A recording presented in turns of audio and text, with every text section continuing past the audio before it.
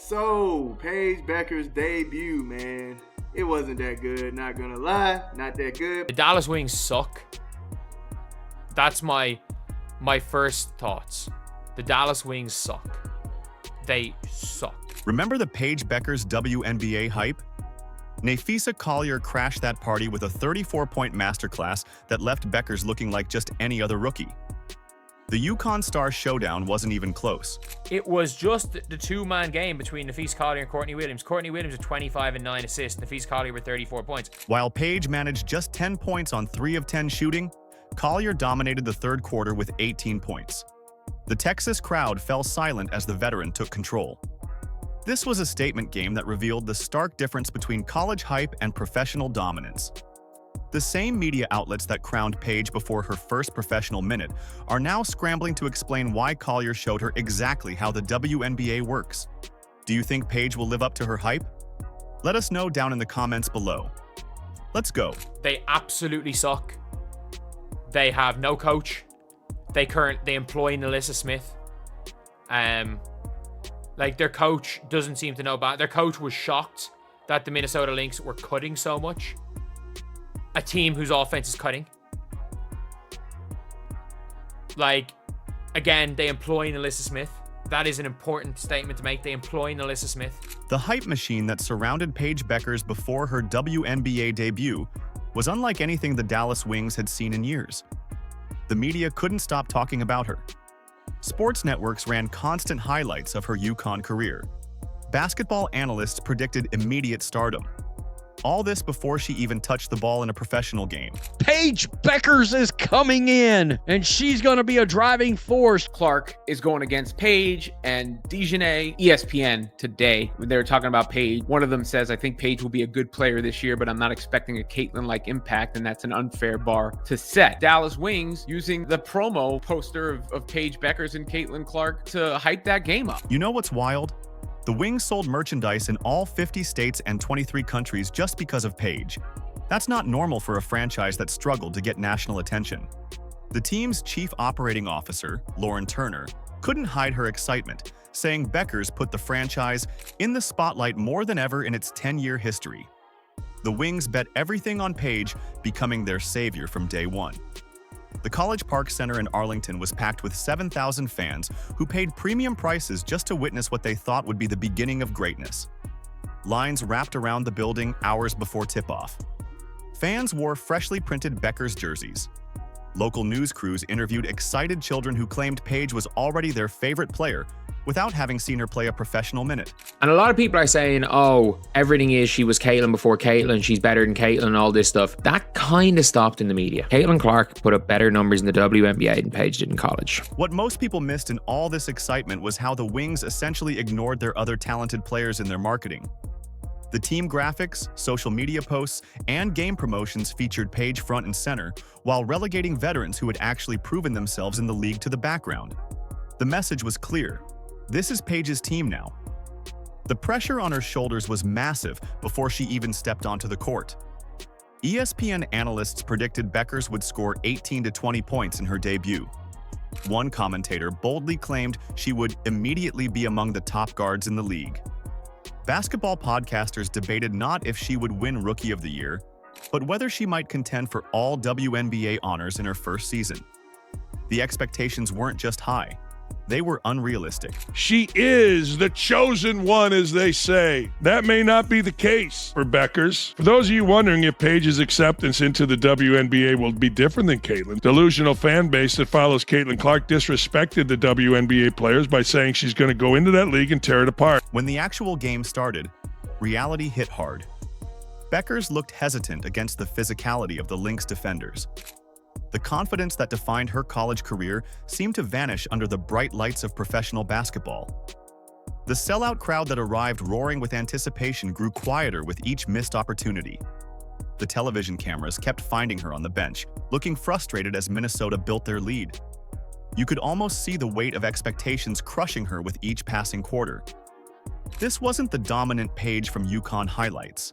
This was a rookie learning that the WNBA is a completely different game. All right, so let's take a look at what Paige did, okay? This is Paige Bueckers right here. She went 3 for 10 from the floor, 0 for 2 from the 3, took care of the line. She had 7 rebounds, 7 rebounds, 2 assists, and 10 points, all right? She had 2 turnovers, 3 fouls within the game. She took care of the line. So, yeah, it really wasn't that good. She didn't have a great day of shooting.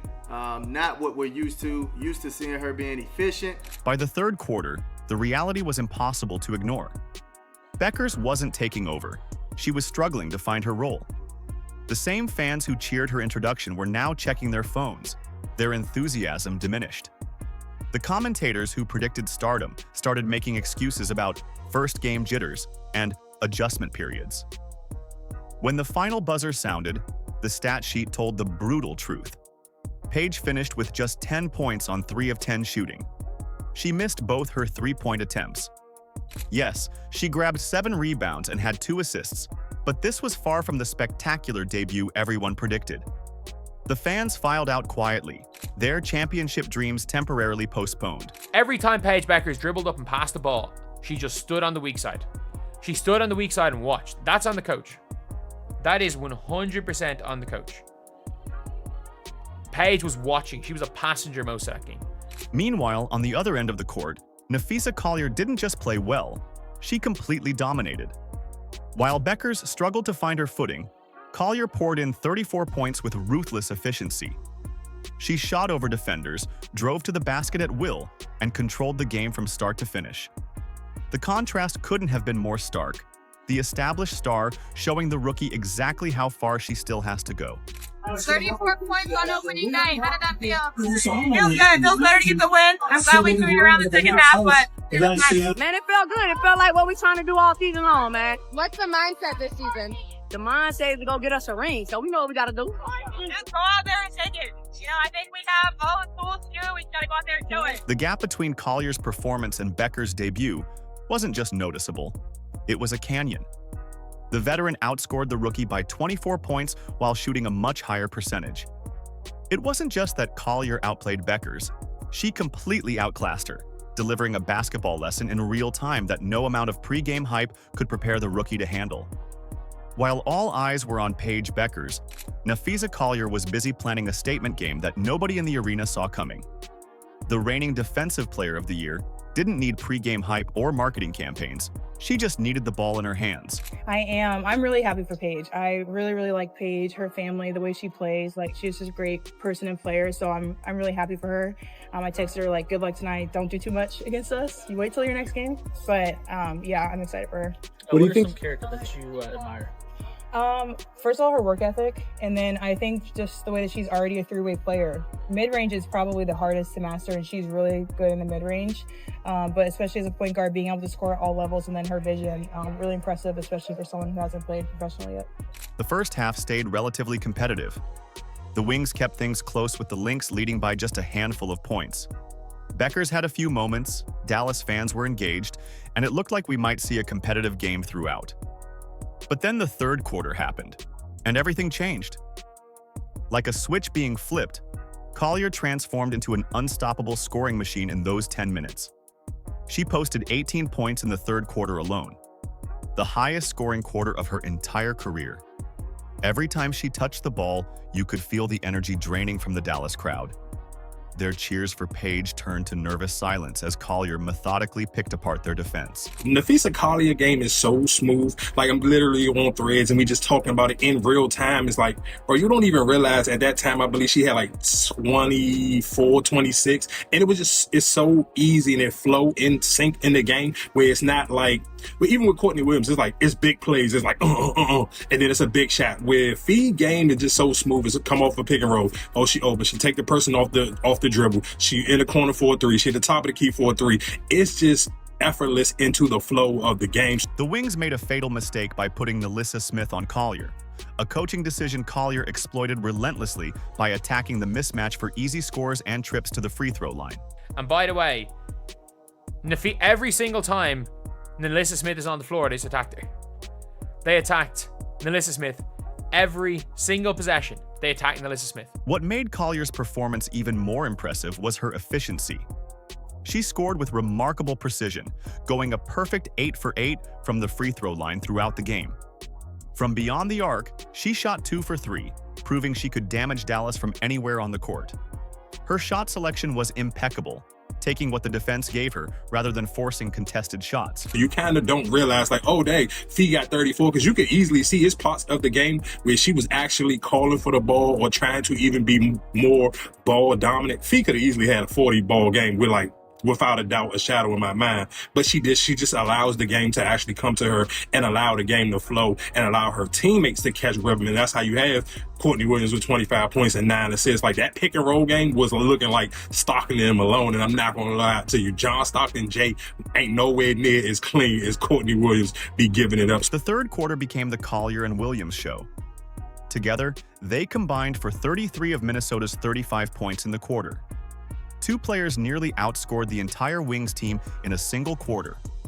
With Courtney Williams as her partner in crime, Collier dismantled Dallas's defense piece by piece. Coach Cheryl Reeve knew exactly what she had in Collier, especially with key players Alana Smith and Kayla McBride sidelined for this game. After the game, Reeve highlighted how aggressive Collier was in getting to her spots, and how the team was relentless in trying to get her the ball. This was a strategic decision to feature their best player. She was aggressive. I think she knew the spaces that she could be in, and I thought we were persistent in getting her there. That was one of the things that we said before the game. You know, we had on the board Fee, that we need to understand where Fee needs the ball, and you know, we can't go multiple possessions without that happening. And so we had great recognition in the third on that. What we witnessed was an MVP caliber statement game. With attention focused on rookies like Bueckers and Caitlin Clark, Collier reminded everyone that the WNBA's established stars aren't giving up their spotlight easily. By the final buzzer, Bueckers supporters sat in stunned silence as Collier's dominance became the only story worth telling. The stats tell the story better than any commentary could. 34 points on 12 of 21 shooting, 8 for 8 from the free throw line, 2 for 3 from 3, plus 8 rebounds. Beyond the numbers, her timing was perfect, delivering her best when her team needed her most in that crucial third quarter when the game was decided. I'm honestly focused on more than MVP. Like, I want us to win a championship this year. So that's what I'm focused on. And the awards come after that, you know? So of course, like, you want to win those awards, but I'm way more focused on the team. Like, I want us to get a championship.